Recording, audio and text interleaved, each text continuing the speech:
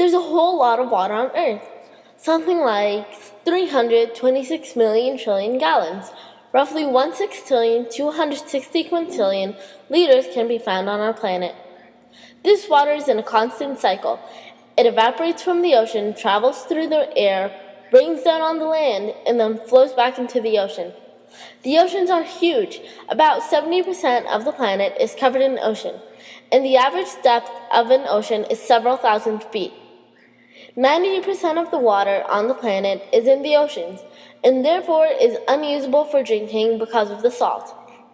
About 2% of the planet's water is fresh, but 1.6% of the planet's water is locked up in the polar ice caps and glaciers. Another 0.36% is found underground in aquifers and wells. Only about 0.036% of the planet's total water supply is found in lakes and rivers.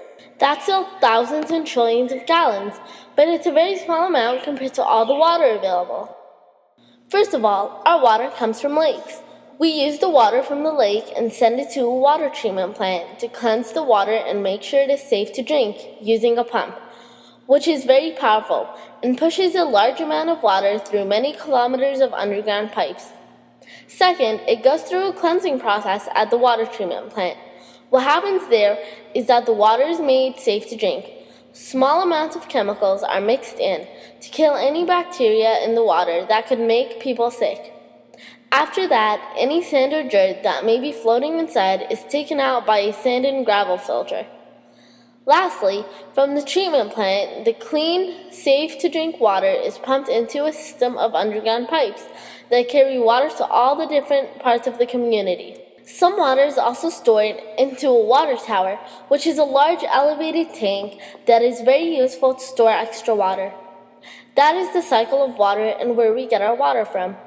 So every time we use water and it goes down the drain, it goes into the wastewater treatment plant. And after it is treated to be cleansed and safe, it goes back into the lake and the process happens all over again. Water is very limited, and it is the most important basic need to anything and everything that lives. If we don't take care of how much we use and we don't use it wisely, we might not leave any for the next generation. So next time you wash your car or take a shower, make sure you use the water wisely.